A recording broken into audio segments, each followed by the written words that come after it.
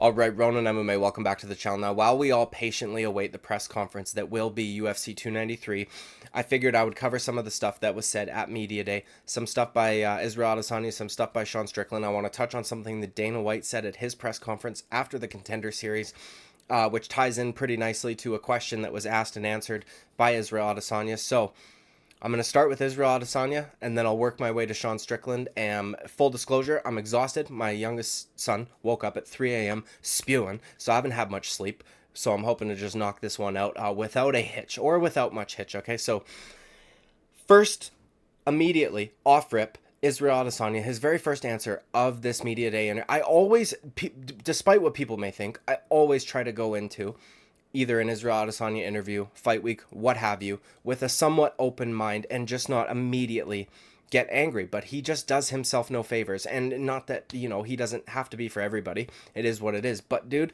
I used to be a fan of Israel Adesanya when he was a kickboxer, and I truly do believe it's because kickboxers don't get as much mic time. And as soon as he came over to the UFC, I just thought, fuck me, dude. If he was a mute, I could still be a fan of his. But regardless, the question was, back to Sydney, back to Australia, and this time you didn't come alone. You actually, it sounds like you brought Sean Strickland with you to Sydney, because it sounds like without you, this fight would not be happening here. Is that correct? You are 100% correct. I got him his first passport.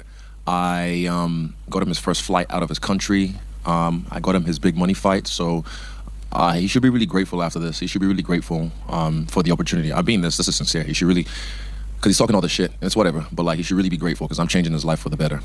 Some footage of Sean. Something along the lines of, Sean Strickland, you've brought Sean Strickland to Sydney and asking him to expand upon that.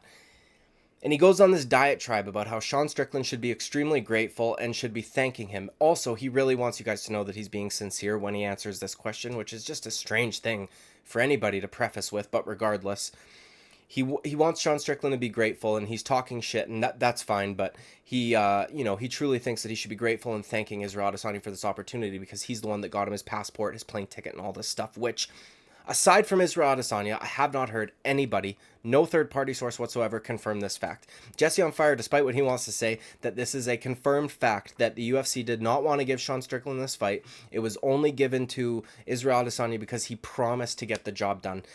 It's not a confirmed fact, okay? The only source of information regarding that is Israel Adesanya, and it's about himself. So even if it wasn't Izzy and it was somebody else, I'm not going to take their word for it. Do you know what I mean? I want to hear somebody else confirm it before I believe it. Now, this diatribe that he went on kind of irritated me because while you could kind of frame it that way, I guess, okay, so Israel Adesanya was such a diva that he had to fight in Sydney, Australia, even though he was well aware that for no matter who took the fight against him, it would be on extremely short notice. And he didn't want to wait for his contender, his true number one contender, Dricus du Plessis, to be healthy and have a proper training camp leading up to their fight. So I guess if you look at it from that perspective, yeah, sure, it's Israel Adesanya's fault, or it's due to him and his actions that got Sean Strickland this fight. But the way that I look at it is the same way that I looked at Neil Magny and Ian Gary, and I couldn't understand that how Ian Gary couldn't wrap his fucking head around the fact that had Neil Magny not stepped up on such short notice, you would not have gotten the opportunity to perform at the event that you wanted to. So you should be grateful, motherfucker, okay? Now, moving on. Next question came from Mike Bohm from MMA Junkie, who apparently, I just found this out because Sean Strickland keeps addressing him as such, that he's Canadian, which makes a whole lot of sense, dude, and this is coming from a Canadian.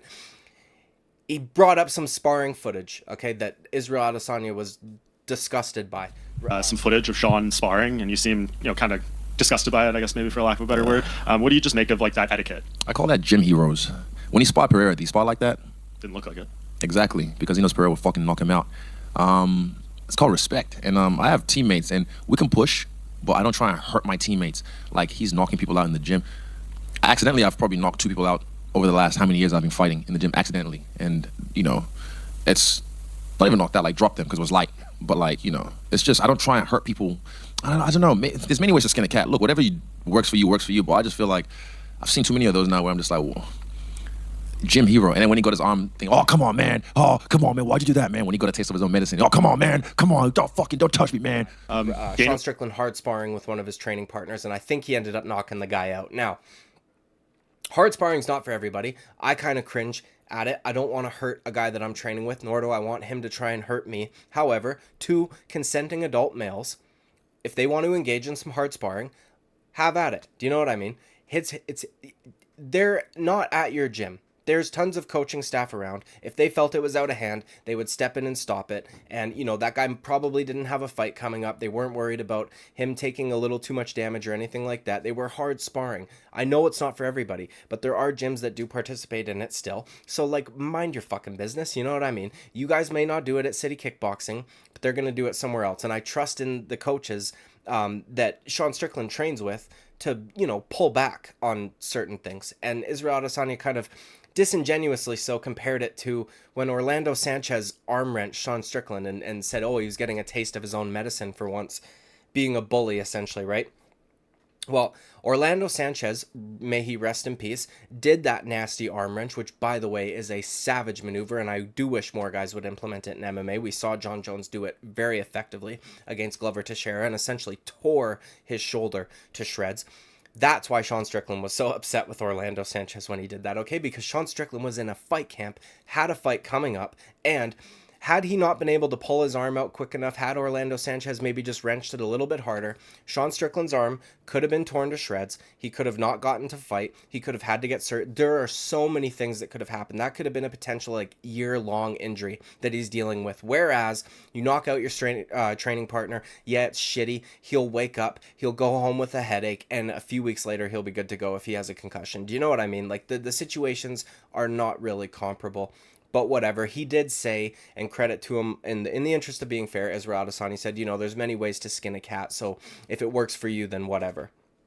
It was more the way the journalist asked the question, which was annoying. Oh, you were disgusted by it, by lack of better words. So he didn't even quote Izzy directly, but I just thought it was noteworthy because, fuck off, dude. You guys train the way you train. Let them train the way they train. So it is what it is. But anyways, the next part, which is... this part annoyed me the most, and I'm going to show you guys the Dana White clip, and then I'll talk about and show you guys the Israel Adesanya clip. Now, obviously we initially thought this would be the Dricus du Plessis fight. Dricus couldn't take the fight. Do you look at him as still the number one contender, winner, or whoever comes out of this weekend, that Dricus would be next? You know how much I love when guys turn down fights. I don't know. We'll see what happens on Saturday, and then we'll go from there. Dana White's Contender Series just wrapped up a few minutes ago, and Dana did a scrum after, and he was asked about who could be next for this, and he basically said about Dricus du Plessis, I don't like when guys turn down fights, and was kind of nonchalant about it. Neither do I. Yeah, do you think he'll be next? I know Jared Cannonier's here in the backup position as well, and they've been kind to people who do that solid for them. So what do you think they're going to do? I don't know. You have to ask Dana. But, Dricus doesn't know how to play the game. Look, you can't sit on your fucking, ranking or whatever, and think you got it locked in. This is the UFC. If you look back at the history of the UFC, shit happens, So he thought he was sitting pretty, but he might have to fight 2 more times before I get a shot at this. But he doesn't call the shots. I do. I need you to understand that I call the shots. You don't call the shot, dickless. You need to understand this. You can sit pretty wherever you want, but if I decide to, I might give it to whoever wins between Costa and Kamzat, not you.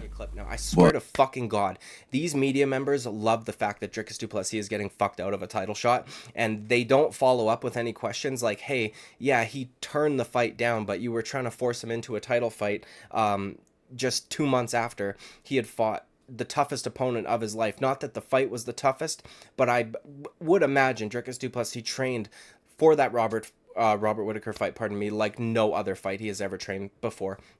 You knew you were facing one of the most dangerous middleweights of all time.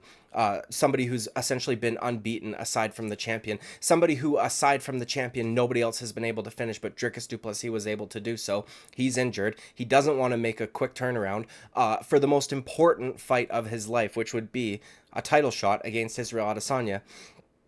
I don't understand how the same media members that don't see a problem with that and just think that this is the fight business, yeah, Dricus du Plessis missed out on an opportunity, are the same ones that were complaining, bitching, and whining that Aljamain Sterling had to turn around and fight Sean O'Malley on twice as much time. And I don't care if he's the champion. That's irrelevant. It just is, dude. It just is. Just because you're the champion doesn't mean you get to sit on the belt. The same way Israel Adesanya said, you don't get to just sit on your ranking. You don't get to just sit pretty. Well, you don't get to just sit there as the champion, pick and choose when and what dates you want to fight. And credit to Adesanya, he is way more active than a lot of champions. But in this situation, you could have pushed it back another month. Do you know what I mean? So it is what it is. This is more the media members, and actually Dana White really driving me crazy with this shit, because I don't expect Adesanya to give Dricus du Plessis any grief in this situation. Do you know what I mean? That's not really his job. Now, I do remember a time when he used to say things like, I want him at his his best, the best version of him, essentially. Not when it comes to Dricus du Plessis, apparently, but regardless, Dana White saying that really fucking irritated me. Now, this one, I'm actually partially going to give him credit for, again, in the interest of fairness, and then I have a small criticism after the fact. So even I've seen some stuff. Oh fuck! I found out yesterday Cunt was a neo-Nazi or some shit. Yeah, I had no idea. I didn't look. Shows you how much I look into it. I had no fucking idea. Breaking news. But like, yeah, I'm not. It's not something I'm gonna hop on about, because it's stuff that he had to go through, and the stuff that he hasn't worked on that's still in him. The thing is, difference is I've done the work on myself to overcome those traumas and to learn how to use it to better myself, if you will. He had mentioned, now he didn't really need to mention it at all, but he did. And he said, I haven't been harping on this, which I do appreciate, okay? He brings up that he just found out that Sean Strickland was a neo-Nazi. Now, he didn't need to bring it up at all, but then he said, I'm not going to harp on it, which I do appreciate. And it may be a little bit of growth from little Israel Adesanya, and not having to make everything racial when you're fighting a white guy. Do you know what I mean? So a little bit of grief given towards Sean Strickland in that regard, thankfully, because otherwise we would be getting him racially abused to white guys in the UFC, and there would be no problem with that. But he said that, like, Sean Strickland still has things that he needs to work through, and that he's done the work already. He's made himself a better person by addressing his trauma and doing what he needs to do, and blah, blah, blah, blah, blah, all this fucking bullshit. And it's like, bro, with all due respect, I don't know what you went through with your servants, your extremely wealthy upbringing, but Sean Strickland was born, raised, bred into, indoctrinated into a horrible ideology, which he had no say, no control over whatsoever, grew up probably 100 times poorer than Israel Adesanya did, then realized, which this is extremely hard to do and actually takes a pretty insightful individual. So while Sean Strickland catches a lot of shit for being a little fucking, to do this is very hard. To admit that everything you've learned, everything you've ever known was wrong, and you need to now retrain yourself to think in a completely different way, that is not an easy thing, and it takes a humble person to be able to do that. And Sean Strickland, by all accounts, has done that. I know people laugh at this when you bring it up, but like, his best friend is a black guy. Do you know what I mean? Not just that, he trains with multiple other black guys. Jared Cannonier is the only person I've ever heard him say anything really nice about that isn't his training partner or, teammate. And for those of you that aren't aware, Jared Cannonier is black, obviously, okay? And not just that, Sean Strickland, the one guy I could, if I'm just thinking he was beefing with, Bilal Muhammad, and if Sean Strickland was truly still a neo-Nazi, you would think him and Bilal Muhammad might have a lot of ideas in common. But regardless, I appreciate him not harping on that narrative, because he could if he wanted to, and it would definitely not be shocking to hear from Israel Adesanya. But regardless, moving to Sean Strickland's media day. So this guy, dude, there was so much shit I could have clipped out. I tell people, like, I always thought I had some moral high ground because I usually tell the truth, but then I'm starting to realize I'm just fucking autistic. I'm kind of retarded. In that, tried to keep it brief because I didn't want to be here all day. He kept going at Oscar. Guy can't catch a break when it comes to Sean Strickland. Hey, dude, either dress less gay or stop acting like it bothers you, because he's not ever gonna fucking let up on it. Sean Strickland truly is like a comedian. When he sits down, he immediately starts scanning the room, and he's literally doing crowd work the entire time. That's basically all he's doing. He's looking for things he can make fun of non-stop. Now, this part was amazing to me, okay? He got asked a question, I think it was regarding Israel Adesanya, something about him, I can't remember it exactly. I'm going to play it for you guys anyways. But he as a man sucks. You guys. I gotta ask the black man. What's your name? What's your name? Lee, are you American? Where are you? UK. London. How much would it cost for you to hold up a Chinese flag and say, I'm not black, I'm Chinese? How much? What's your dollar amount? No fucking comment, you guys.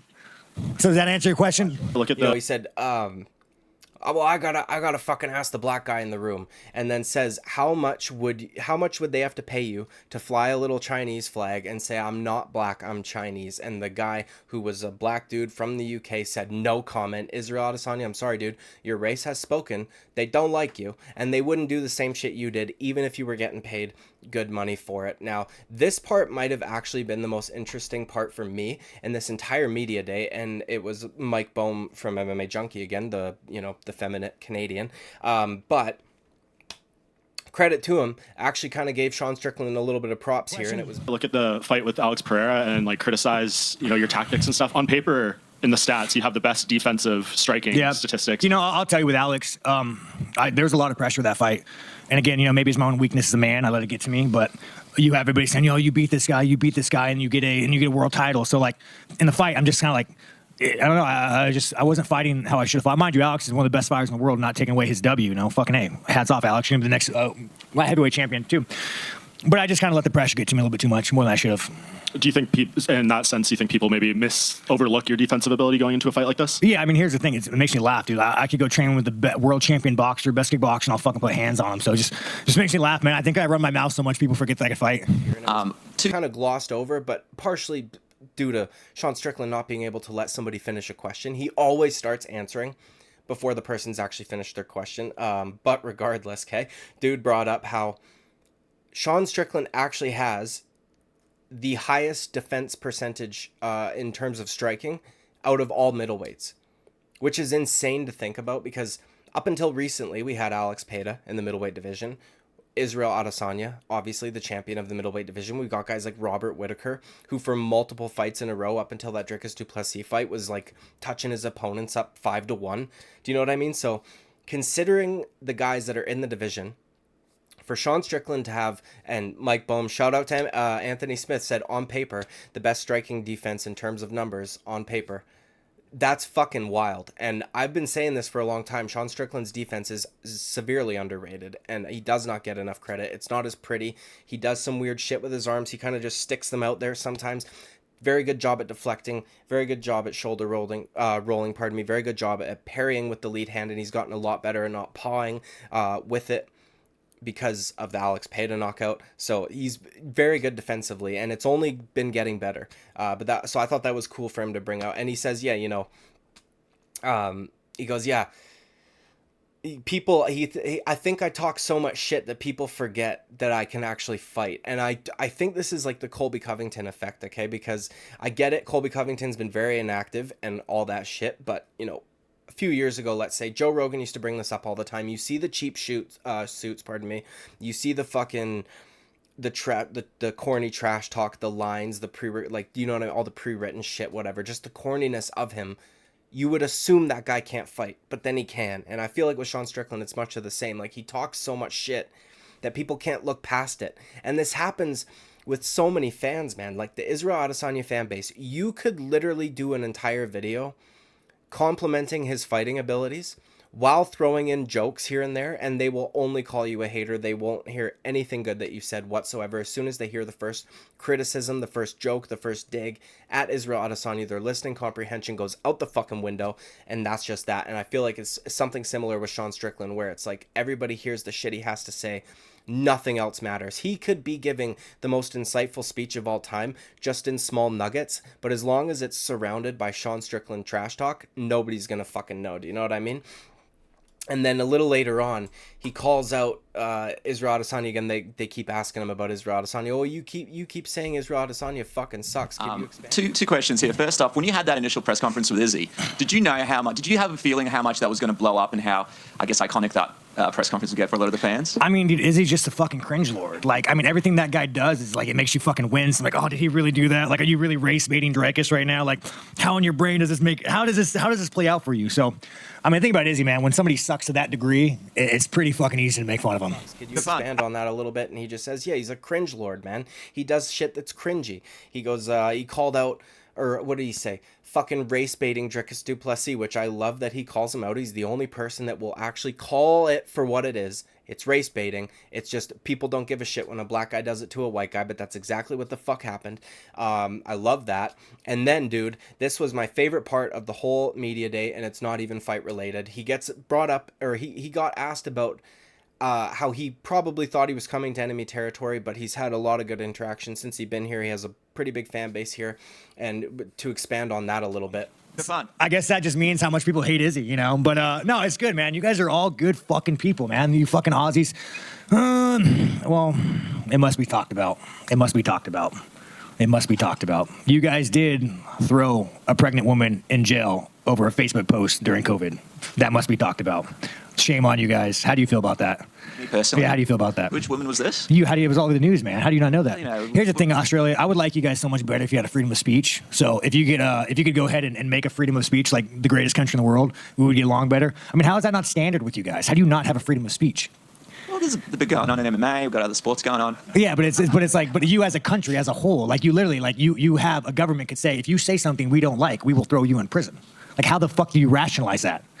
Are you confusing us with Russia or something? No, I'm not. I'm saying that there is a pregnant woman who was thrown in jail during COVID. I mean, who else? Do you guys remember that? Anybody else remember that? He fucking remembers that shit. That was all over the fucking news, man. So, and again, I love Australia and I love the Australian people. But you guys have done some fuckery, and so has America.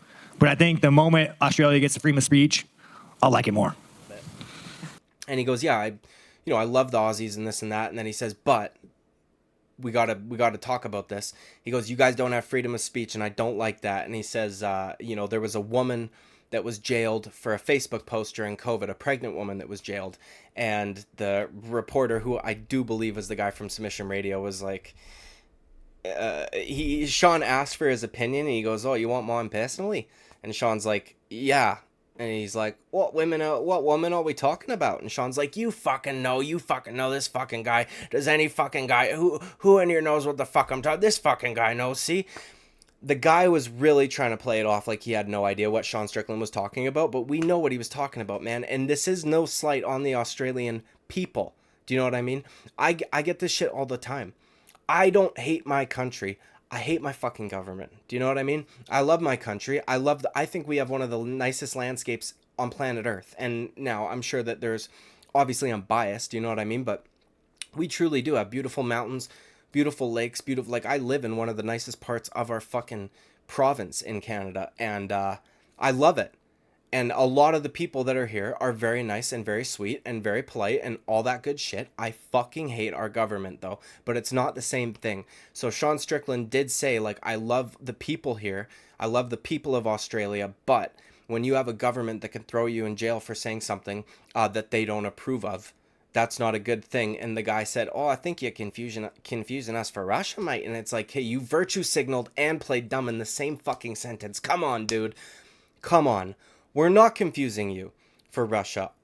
Dude, I think free speech is one of the most important things of all time, and I don't even have that here in my country. We do not have it. We just don't, dude. Jordan Peterson, whether you like him or not, is literally losing his license as we speak as a practicing psychiatrist because he refused to undergo social media re-education, okay, by professionals, social media professionals that are assigned by the government. And it's like, really, dude? All over 2 critical statements of our prime minister, of which you could make hundreds, okay? And also, something to do with, like, trans people or something. Do you know what I mean? Like, shit that is divisive, number one, but that's the whole point, okay? Half of the country doesn't agree with you. Do you know what I mean? In fact, more of the country voted conservative than liberal, and I'm not talking about, everybody conflates United States. When you hear the word conservative, I mean the Conservative Party of Canada. More people vote conservative than liberal in the last 2 elections, but because of the way our fucking system works, Justin Trudeau gets elected. So literally, by definition, more people than not disagree with the shit that you say, the shit that you believe in, and yet their tax dollars still have to go towards the same school curriculum, the same this and that, even though we all disagree. But you can't voice that, apparently, as long as you're a doctor, which is fucking ridiculous, okay? absolutely ridiculous, and I'm very happy that Sean Strickland called that shit out because I love it, and nobody really on a mainstream platform, the way Sean Strickland does, calls this shit out, okay? I said yesterday that Manel Kape was the most base fighter on the roster. Dude, he's got some fucking catching up to do, okay? Sean Strickland gets to talk a little bit more than he does, so maybe he's got a little bit of an unfair advantage there, but get on that shit, Manel Kape, because Sean Strickland just surpassed you, okay? He's the most base. He always does this shit, man. He does not get enough credit for how... I think he's a lot more intelligent than people give him credit for, is what I'm trying to say. He'll say things that you're like, hold on a second. Do you know what I mean? But again, it's surrounded by fucking rah, rah, rah, rah. So a lot of people can't decipher it. But anyways, dude, these were my favorite moments, or at least the moments I thought were most noteworthy throughout this media day. So I can't wait for the fucking press conference. I'll cover that tomorrow morning, as long as it is tonight. Kind of like how media day was a day early, because they're ahead. I don't know. Either way, when the press conference happens, I will be doing a reaction video to that. So thank you for watching. Like and subscribe. I would greatly appreciate it. I will see you at the next video. Bye-bye.